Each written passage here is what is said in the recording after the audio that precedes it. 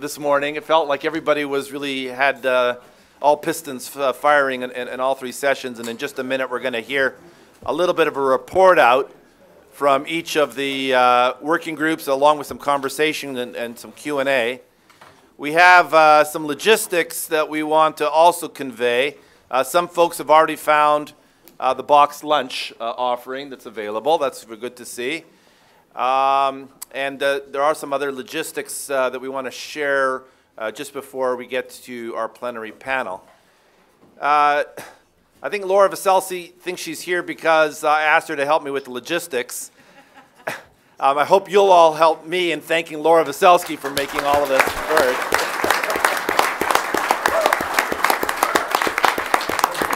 Talk about being a three-ring ringmaster. Laura pulled it off with grace, as she always does, incredible professionalism, and you know, I'm very lucky to be able to work with her every day, and I'm glad that she was able to help all of us get under this big tent that we've been working on. And Laura, now that I did drag you in here, I do want to also invite you to say a couple words about logistics. Thanks. I just wanted to let everyone know that we do have some shuttles to the airport available. We will be having a shuttle back to the Intercontinental immediately following the event at 12:30. And the shuttles to the airport are going to leave beginning at 12:45, and we've got another one leaving at 1. If you find that you need to leave before that, and it's about a half an hour to the airport, about an hour, you should be there an hour before your flight. We do have some cab numbers for you to call downstairs if you'd like to leave a little bit earlier. So just to repeat, the airport vans that we've set up are leaving from here, Laura? At 12:45. At 12:45 and at 1 o'clock, and then they're going to come back and make another loop. So we're asking if you're leaving later in the day to please let the folks who are leaving earlier get on those shuttles first. And we are also having tours of the Alpha House. Marva's giving me a look here. So you're welcome to do that until 2 o'clock, and the shuttles will continue until that time. Will the airport, so you said the airport shuttle will come back again? Yes. Yeah. Okay. At approximately what time, Laura? I would say about 1:45, 2 o'clock. So. And after you've done the Alpha House, and do you want to also just stick around for that later shuttle option, or that your flight doesn't leave until much later in the day? And I know some of you are actually staying another night with us here in Cleveland. There are, within walking distance of right where we are, the Cleveland Museum of Art, free, one of the great last free museums in the country, is open with a fabulous set of new facilities as well as great exhibitions. Botanical Gardens, the Cleveland Botanical Gardens are really just 2 steps away.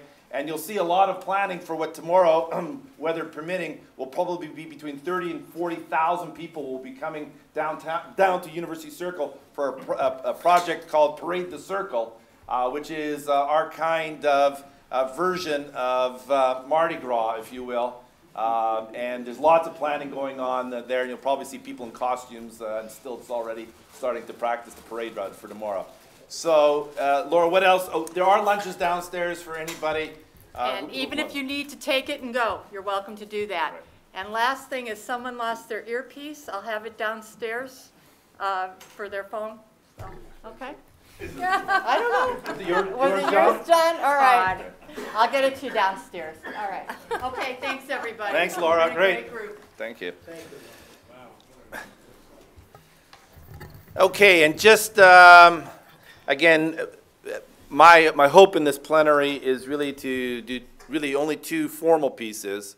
One is, you know, at the beginning we said we wanted to level set where we were walking in.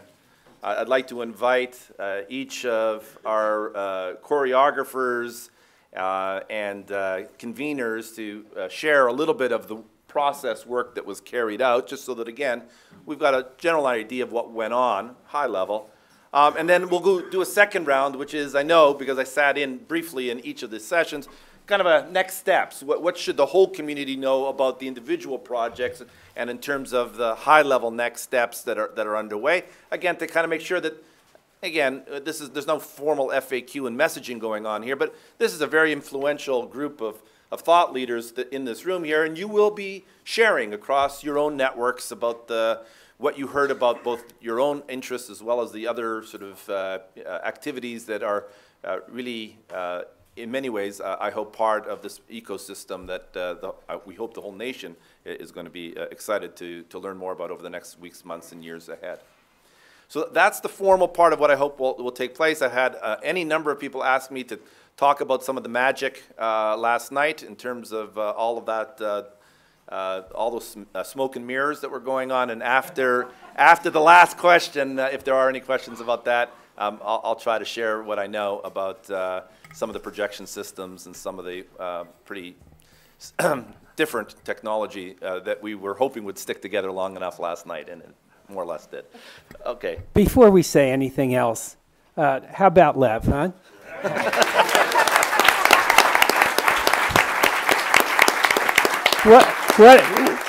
What a great initiative, what a great show, and thank you for putting this together.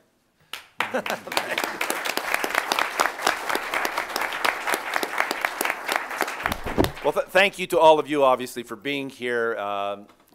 As more than one Ed Sullivan show might have said here, Susie, if there's no audience, there's no show. And you guys were a whole lot more than audience. You guys inspired us to think and to work with you in some of the demonstrations, and really just in the whole concept of creating this big tent for this touch point as these nascent activities begin to gain speed and definition. And you know, it's a wonderful opportunity and the kind of role that a university can play.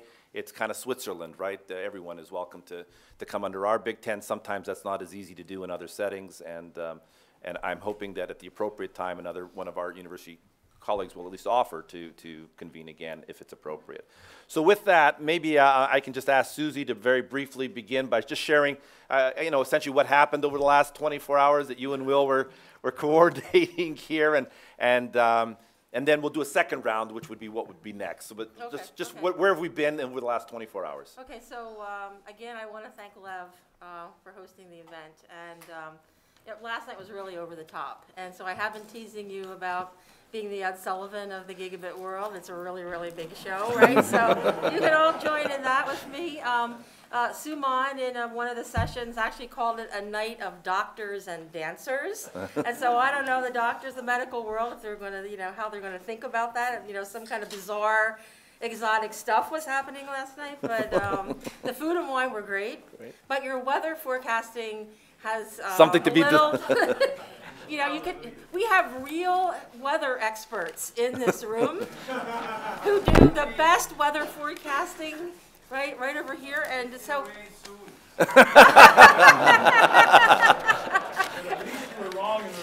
Well, yeah, and I was looking over Doug Van Houweling's shoulder at weather.com through most of the day.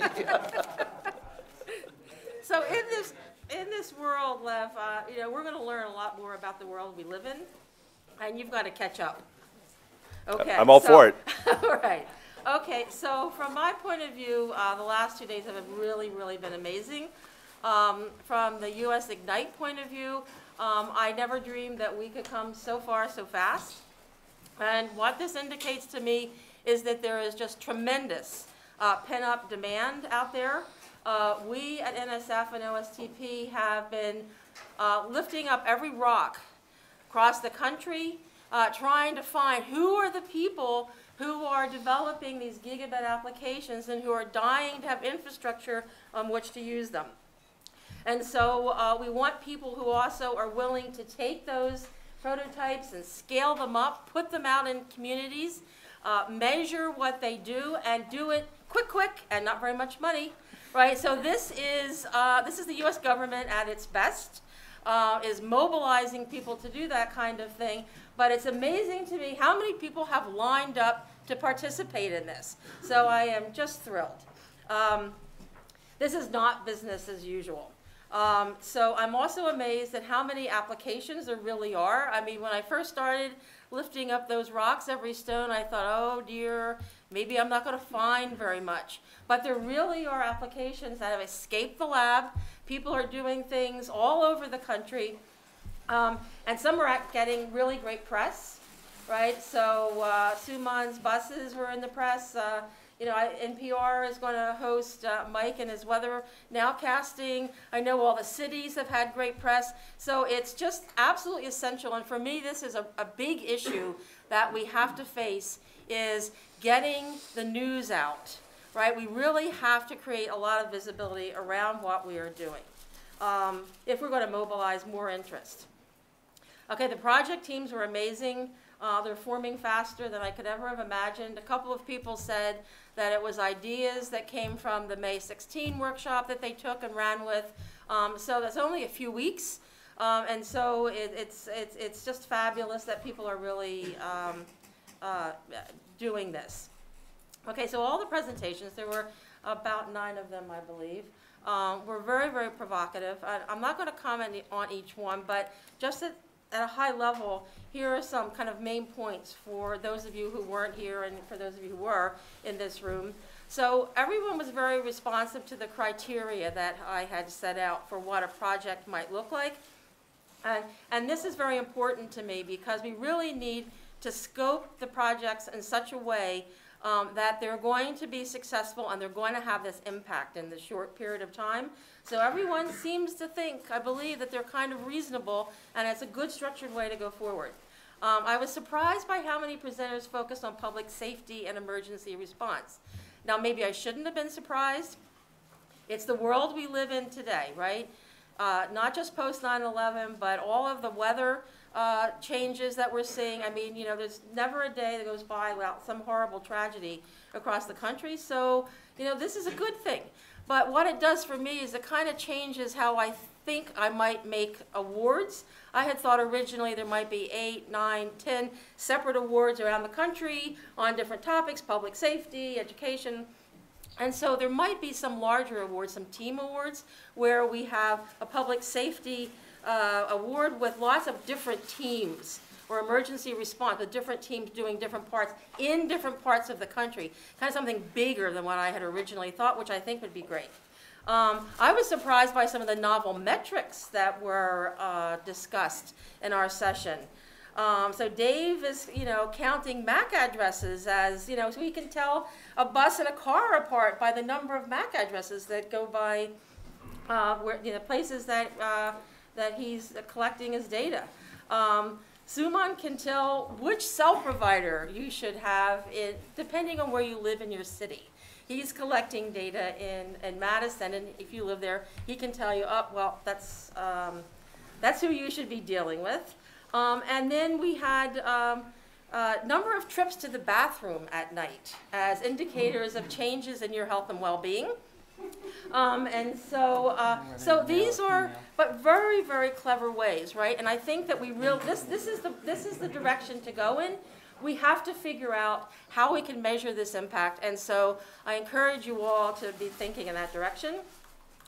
Someone mentioned that some of the projects that were presented were more passive, not direct interaction with the citizenry. Others have more direct impact on individuals. I want to let everyone know that both types of projects or hybrids are perfectly fine.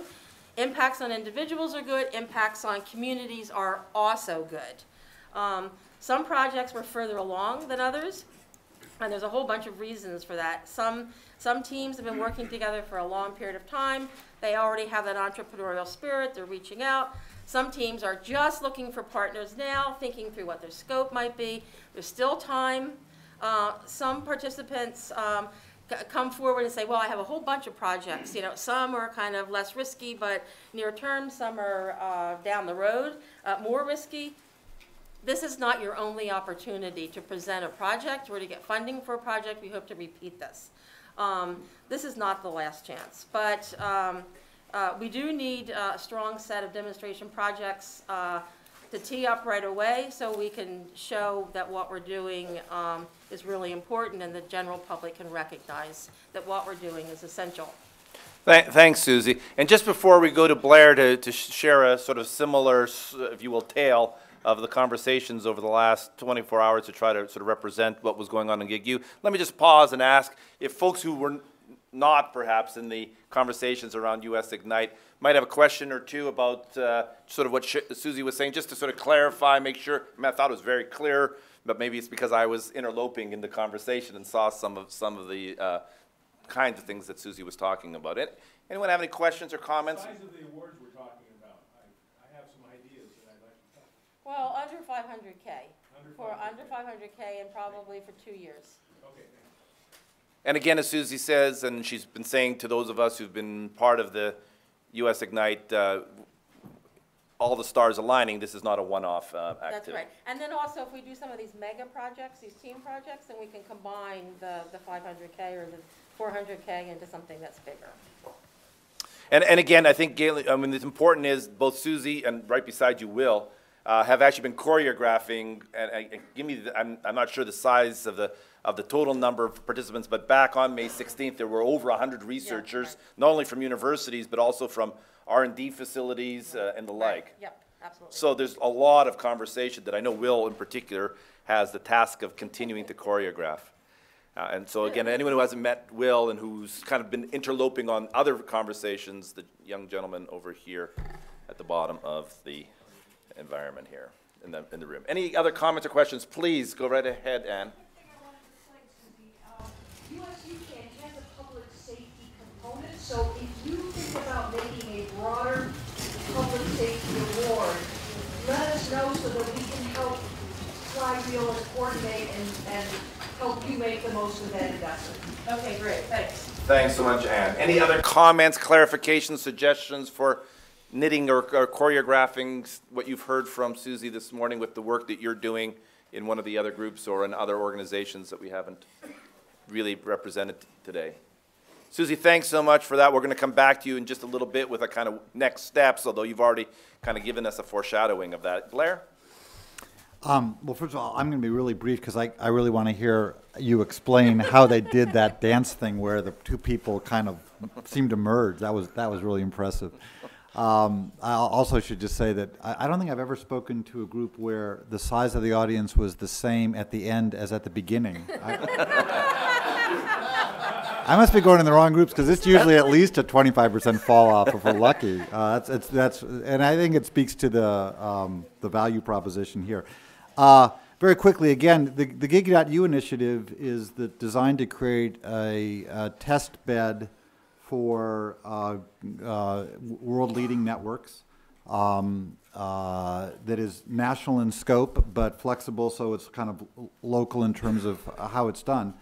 And through a kind of a tactic of utilizing university communities which have characteristics which make them easier to deploy those networks to. The economic case is better, and there are policy benefits of that as well. We've been talking for some time about how to proceed. This was the first opportunity for us to have face-to-face meetings. We made a lot of progress toward that. We'll be, moving toward action hopefully this summer. I don't really know that it's necessary to go into kind of, it was a very tactical discussion in terms of what we're doing, though I'm happy to talk with anyone about it. The fundamental thing, though, that I think that kind of how it all fits together is that it really is many paths to the summit, but it's even more than that because we need many paths to get there. So what Susie was talking about, those kind of applications kind of feed the chicken, if you will, and maybe GigU is the egg, but the point is if these things kind of simultaneously move together, if you have applications that can then have a number of communities that they can scale to, if those communities are tied together, that helps generate a sufficient amount of momentum that really does drive the next generation of uses, the upgrades, and the economic growth, which certainly our country would love to see. Right. All right, Blair, you've let it wide open, and so I'll certainly entertain a couple of minutes of questions and invite you to say as much as you'd like to in the way of response. And again, we'll just come back to Blair as well briefly to sort of say next steps in the next pass, just to make sure that we get to that as well. Please. Susie mentioned that one of the things that she appreciated about her group was their acceptance of criteria for projects. Did you come up with any criteria for project/communities that you're looking at? Well, we're looking at it from a different perspective. The focus of our effort is how do we have a process that engages service providers in such a way that they see an opportunity to make new incremental private capital investments into next generation networks. The situation, the current situation among service providers in the United States is that they are fundamentally in a regulatory paradigm and an economic paradigm in which they kind of upgrade on a mass level. In other words, the cable industry develops the technology, DOCSIS 3, and they just roll it out when kind of it's ready. The phone companies kind of do a similar kind of thing because the paradigm is everybody should, if we do it anywhere, we should do it everywhere. Broadband is a very different kind of vehicle. I think this kind of goes to the old phone company kind of thinking. And what we're trying to say is there is eventually going to be a market, and we may be a little bit ahead of a market, but research and development is always ahead of the market. I mean, there's a reason why car companies produce cars that can go 250 miles an hour or get, you know, on an experimental basis, 200 miles a gallon, because the development of that drives technology that then feeds into the mass market. So what we're trying to do is try to figure out that process of engagement that helps lower the cost of deployment, increase the demands for people for the private sector, and not just the existing providers, but others, to see the opportunity for investment. So it's a different kind of thing than evaluating the criteria of an application. Sure. Maybe you can spend a minute referencing the non-traditional providers, because when you answered that, it sounded fairly traditional, and so we spent a fair amount of time on that. Right. First of all, I should say we're kind of still in stealth mode, but but obviously a lot of people know what we're doing, and we've talked to a lot of service providers.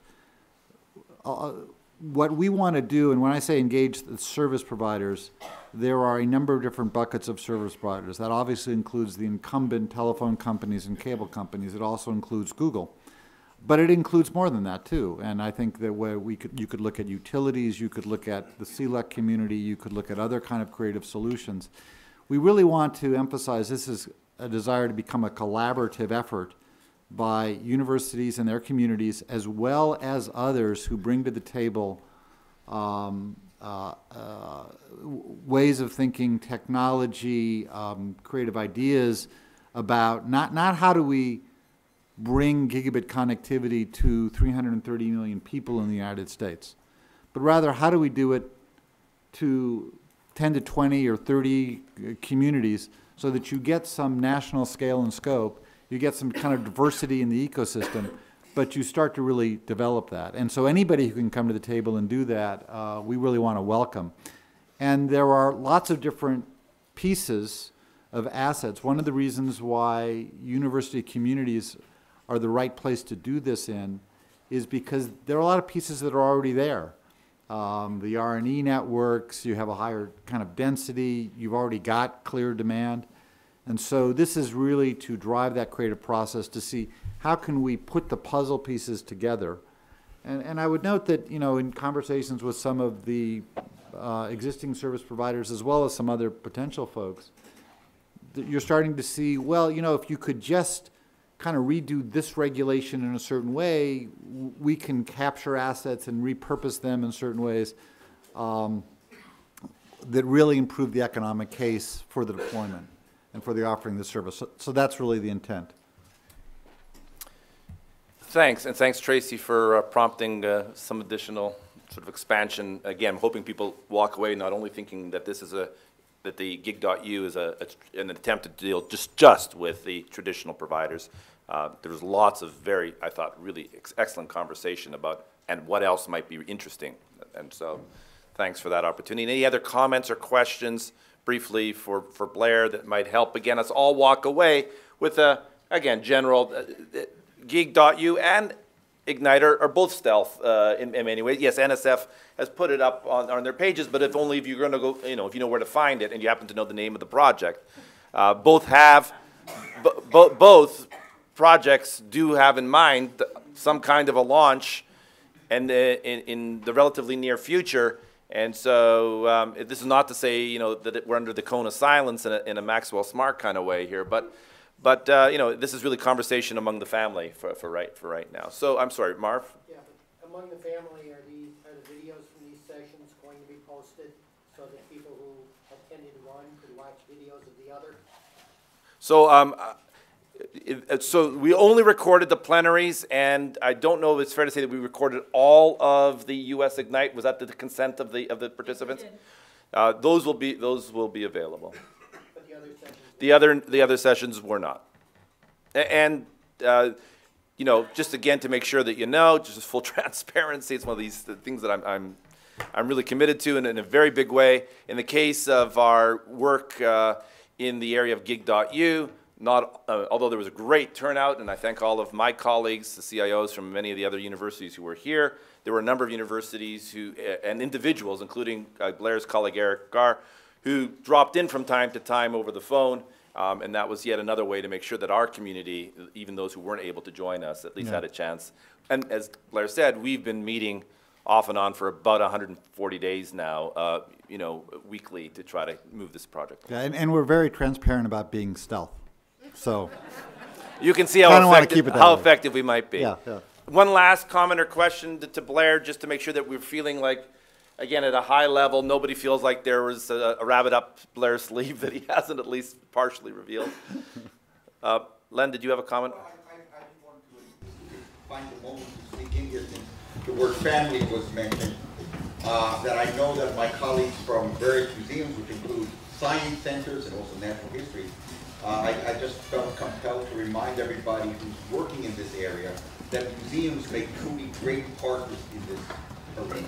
Right, and let's use that as a segue, if you don't mind, to the good work that Jim helped us to convene. Again, as those of you who were invited by Jim and by Joanne, Arnold, myself, Len, Scott, and so forth, Jerry, you know, we knew at a high level what was going on with gig.u and with USIgnite, and that's extraordinarily exciting in all the ways that we've now begun to appreciate having been part of this conversation this last day or so. And I was very mindful, having had the opportunity to come to Jim's Economic Development Day down in Dallas about a month ago or so, to realize that there were just a whole bunch of very, very important public sector players.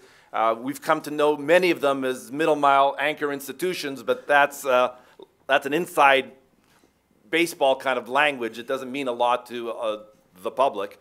But that includes museums, libraries, government, healthcare, education, and the like. And I encouraged us to keep the momentum going out of Jim's session by inviting a cross-section of people, both who were in Dallas and who are part of Jim and others' kind of Rolodex of contacts, so that we might sort of, you know, erect this big tent, and so that, you know, when gig.u and Ignite find the right moment to come out of their very stealth mode that nobody in the world knows about, that the public sector communities would really have a loaf of bread to bring to the table, and wouldn't be only what about us, which is probably not healthy for the country. Better to at least start some conversations, and with that, maybe Jim, you can also characterize some of the work that you and your colleagues that we spent time on this last day.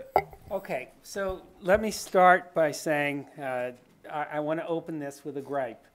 My gripe is that this program was so interesting that it took all of my discipline not to tear myself out of our own meetings and run into yours, and I really wanted to be with you both throughout this conference, as well as being with a public service in a gigabit age group.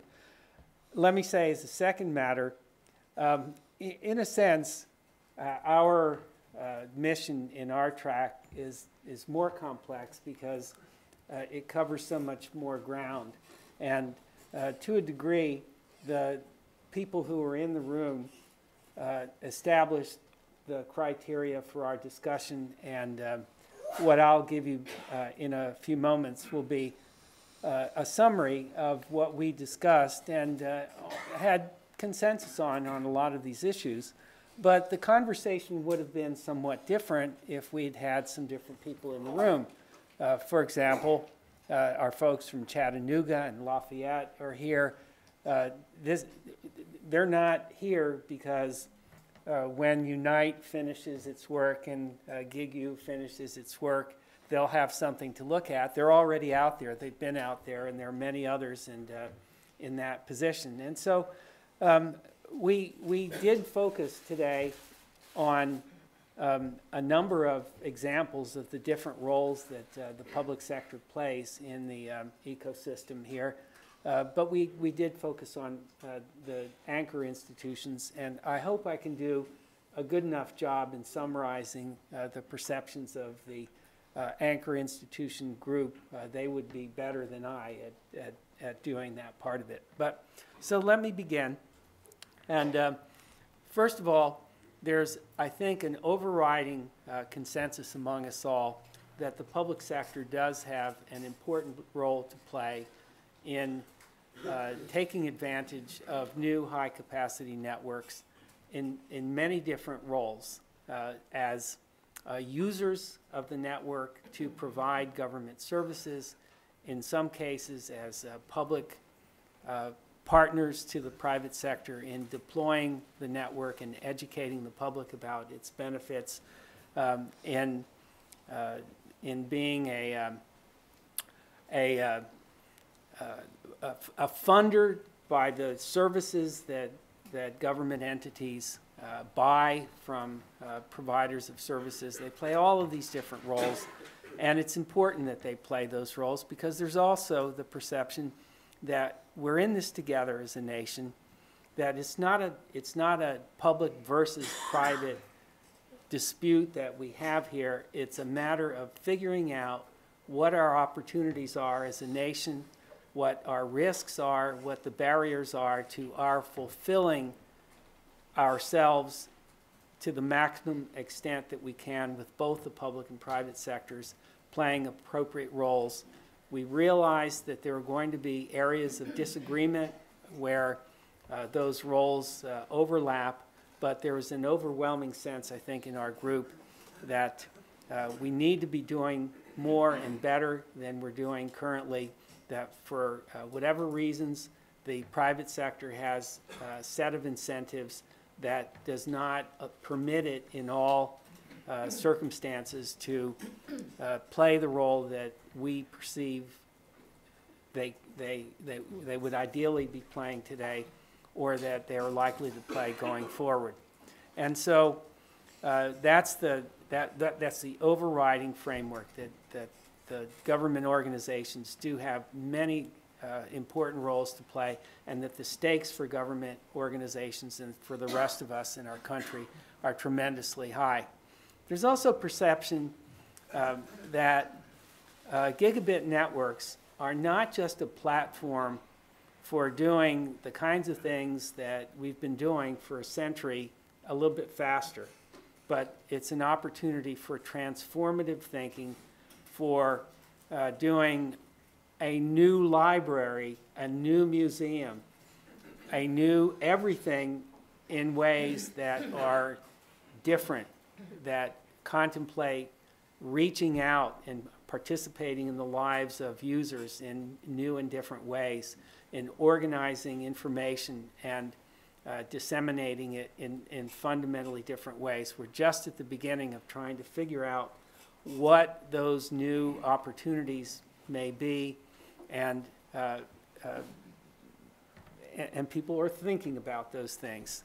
And we think that there are a lot of people out there who will help us think through those things, particularly the young people of our country, the ones with background that is not steeped in tradition, but who have grown up with the idea that communication through electronic means or related means is a birthright for them, who have boundless ideas of recreating realities that we need to learn from, and who have expectations that the infrastructure will be there for them to support their innovation, to support their desires, without really an appreciation for how big a lift that is for our country in many ways. And so these are the kinds of thoughts we share. We looked more specifically yesterday afternoon and early this morning. We looked at some examples of different things that public entities are doing around the country. Now, there are many, many more that we could have cited, but these were who were here, and we looked at them, and we were very impressed by what people were doing, ideas they had for new initiatives. When Graham Richards in the House, you're always going to get tremendous insights and new initiatives, and he could have filled a conference like this on his own, just with the initiatives that he's thinking about or has already implemented himself. We looked at the work of Mary Beth Henry in Portland. She's involved in the educational process of that community, building at the local level their counterparts of the National Broadband Plan, integrating very enlightened communities, look at itself and look at the future using tools that were not limited to PowerPoints, that's very interactive, and that will help that community think through where it is today, where it's going, what possibilities exist. It would be marvelous if hundreds, thousands of communities were going through an exercise of that kind. We looked at the home cooking here at one community, a marvelous project that not only recognizes the challenge of assembling resources, but also to create demand for those resources by enlightening users as to how they could use those resources, and that has started in this gentleman's mind, and that has evolved to the point where they now have critical mass that enables them to dictate terms, sometimes with, depending on whom they deal with, that has the respect and involvement of both the public and private sectors, that can truly be said to be community-driven, if not necessarily community-owned, and that is building capacity and dynamism at the regional level, and that has achieved the great success of making Northeast Ohio, which was in dire straits in many ways some years ago, now a thriving community with unlimited potential. That's another model that could be well understood. And then we turn to Mr. Sherman here, formerly known as Mike Smeltzer, who talked to us about the UC2B project in Illinois, using stimulus funds to provide services to anchor institutions, but also to targeted populations all the way to the home. And each of these were interesting models. I wish we'd had more time and opportunity to bring more involvement models to the table for us all to look at. We recognize that education on its, in its multiple meanings is critical here. Education of ourselves, education of the public, education of the various audiences that we deal with, including legislators, is critically important, and that building consensus, clarifying and simplifying messages is critically important. We divided ourselves up this morning into two subgroups, one that focused on policy issues and education issues in the government context, one that focused on framework for bringing anchor institutions together to work collectively, and what those issues are. Our public policy group discussed a number of policy issues, including right-of-way and easement issues. It's been a long-term recurring issues. There needs to be a reinvention of access to rights-of-way and easements, particularly federal transportation easements, and we realized we need cooperation to make that work. There can be proscriptive means of handling that, but we, for example, have seen estimates saying that we currently have something like 250,000 wireless sites, tower sites, and we're going to need 2.5 million over the course of the next decade. How do we get there? We got to cooperate and do things like that. We got to stop laws that tie the hands of the public sector. Those choices need to be in the hands of the communities affected, and there was wide consensus on that. Yep. And we need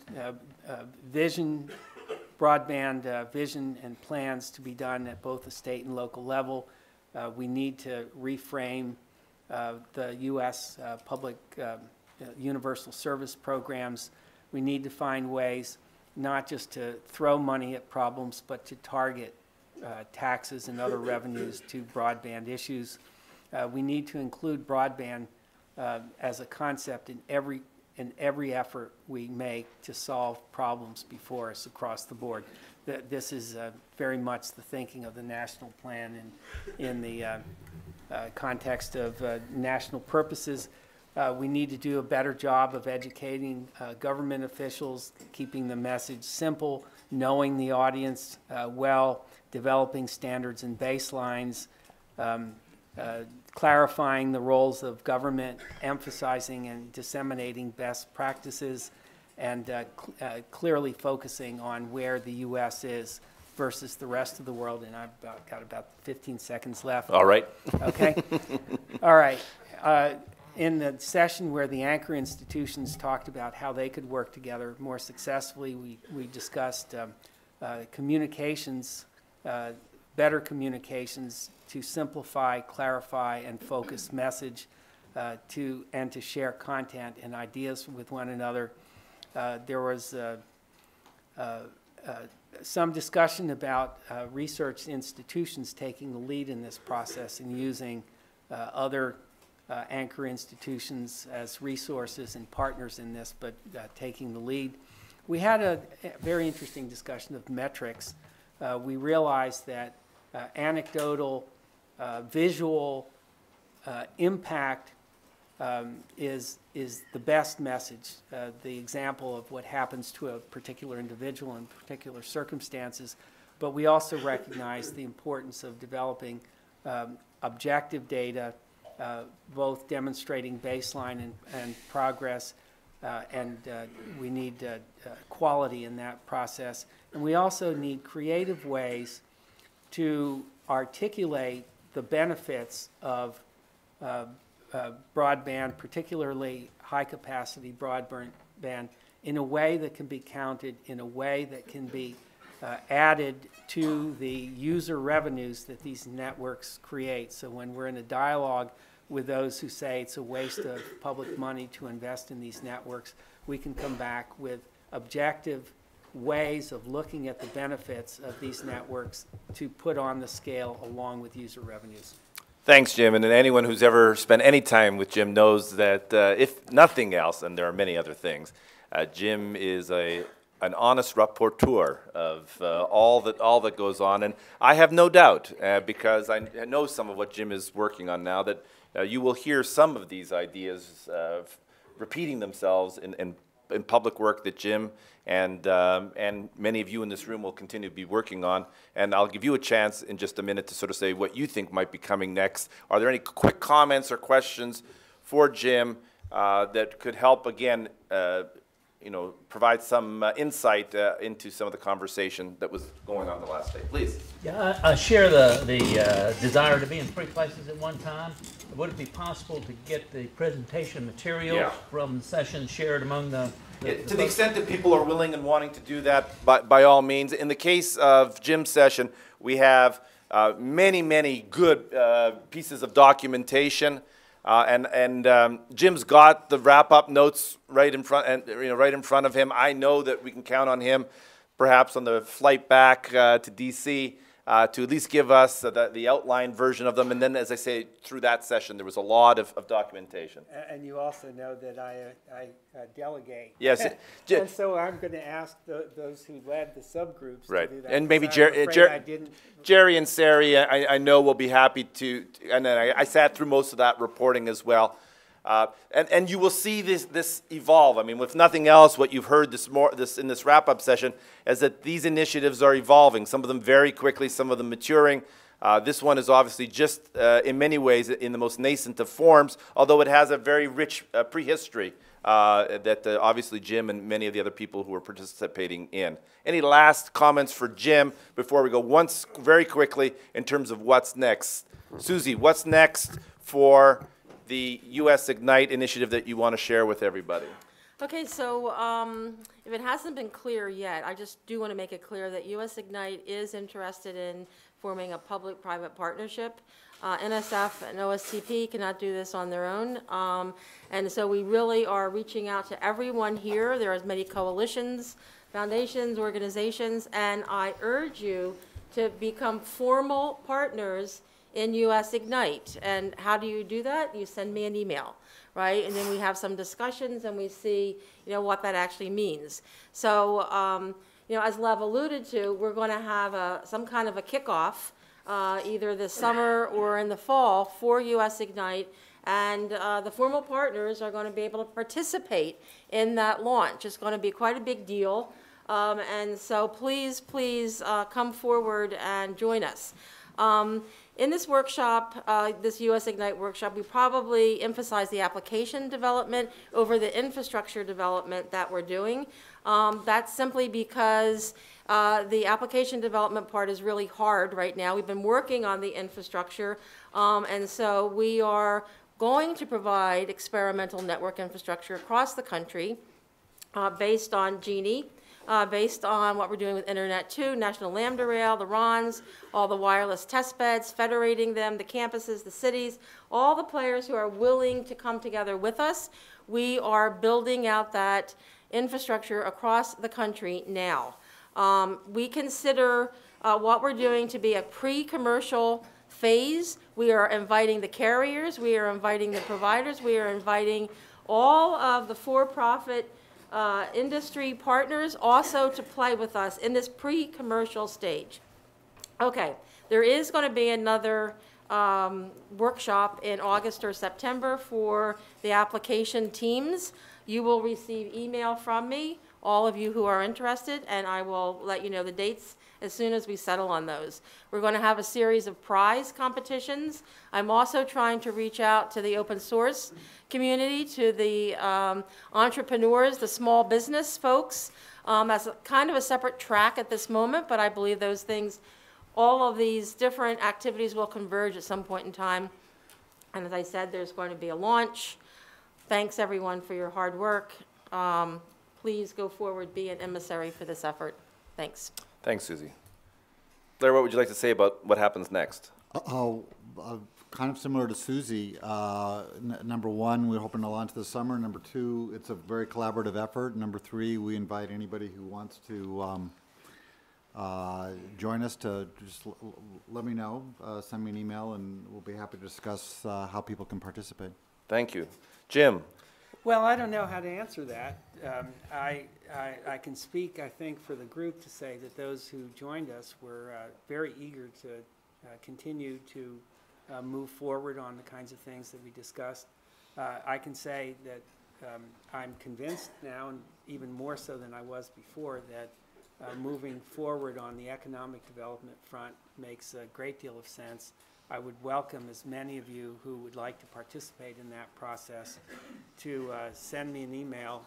It's jim@ballard.com, very easy to remember if you remember my name. Please do join that process. And as to the public services, there's obviously a need for this. It's at the community level where the benefits will play themselves out. That's what our nation's about, benefits happening and building out from communities. There's definitely a need for this track to grow in parallel with the others and to support it and to help the others succeed and vice versa. And how we go about organizing that will remain to be seen, and stay in touch through Lev and others, and we'll do this. Well, yes, but I'm going to say to those of you who participated with us in the session that we're calling the Baller sessions. This gentleman here, for all of us who've worked with him over the years, knows that the creation of the first U.S. Broadband Coalition had a lot to do with coalitions of people coming together, and I have been, now I'm going to publicly say it, encouraging Jim to give us the National Ultra Broadband Community Coalition effort in support of the public interest a run. Let's see if we can pull this off. We need, who knows where it'll go. It's much more complicated in many ways than the defined projects that are currently on the table. We'll see if we can create a defined project over time, Jim, as we look to us. I don't want the public sector, the museums, libraries, healthcare facilities, all the other anchor institutions, education like, to be the poor cousins to what happens as these projects, these other projects launch. I'd at least like to say that we know about them and that we will find ways of coming to the Thanksgiving table together to be able to celebrate in the enormous festivities that I'm sure are coming. Well, let me just say, we can do this. You know, that we really can do this. When we got started with the idea that we could have a national broadband plan, people didn't think we needed one. They had no idea what a plan would look like. I didn't know what a plan would look like. Nor did you. Of course. And yet now, 5 years later, we have a national broadband plan, and it's a tremendous step ahead for the country. We can do this, as complex as it is, as big a wicked problem as it is. We can do these things, and let's do them. Great. Any last comments for the good of the whole?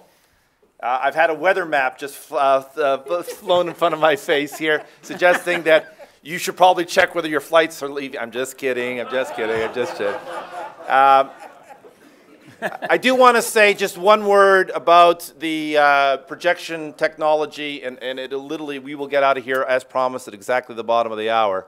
A lot of folks were interested in the projection technology that we were displaying last night. 2 years ago, I had a chance to, almost 2 years ago, see what I thought was a new product that Cisco was coming out with, which they called Stage Presence. After all, they have all these other presence projects. And I started, I'm on the Higher Education Executive Exchange with John Chambers, and I asked them, so what is the product, and can't we get a hold of it? And it turns out it's got nothing to do with Cisco. They were just using a product. They gave me the name of the folks in the UK, actually, that they bothered to do this demonstration between San Jose and Bangalore, which I was able to participate in. And I checked them out and asked, would you guys in London be interested in working with us in the United States in higher education on some, I don't know, very provocative ideas of how we could use it? And the answer was no. They weren't interested. And they said, but by the way, we do have a colleague in the United States who is working on similar technology, and they gave me Ann DeVilbus's business card. And I said, okay, I'll call Ann DeVilbus, and I looked down at the card, and it literally started with the area code 440, Cleveland, Ohio. So I found out that she's about 1.25 miles down the way in downtown Cleveland in the Caxton building. She's never worked with Clevelanders. She's never worked with she has had conversations with education folks. And she was thrilled. Her business is working with Hollywood and with Las Vegas. I mean, that's what she makes her money on. And along with Marv Schwartz and then later our whole team, we began to make the case that Ann DeVilbus should work with us about a month ago, as Susie sort of called the meeting in Washington together for May the 16th. We said maybe on the follow-on here we could really demonstrate of it, and really in about 3 weeks all of this from concept to execution, thanks to a ton of work, took place. DigitalIllusions.com. DigitalIllusion.com is the name of her technology. A number of you have asked, about how to make that happen in various mega conferences, neighborhood gatherings, and the like. It's first generation stuff that's out there. It's pretty cool. I know the future is going to be even more exciting working with Ann and others. And it gives you, I think, a sense of kind of things that we can do across the spectrum of things that have been represented this afternoon as we wrap up this session. I'm obviously going to be hanging around until the last of you head out. Is there anything, last word for the good of the whole? Otherwise, for those of you who haven't grabbed lunch, there's lunch downstairs. There are 2 rounds of buses, one leaving in very shortly to go back to the hotel. Very quickly thereafter, there'll be a bus leaving from here going to the airport, and then another bus 15 minutes later going to the airport. If you're not leaving or not scheduled to leave till late this afternoon, please give those folks a chance to get out there. There are cabs for those of you who are too anxious to wait. There will be a second round of buses, as Laura indicated. We'll be back shortly around 2 o'clock or so to take another round if appropriate. And I want to just finally say thank you to all of my colleagues and friends here, and to all of my friends and colleagues, new and old. We look forward to keeping in touch and making amazing things happen together. Thanks for all of your time this last day.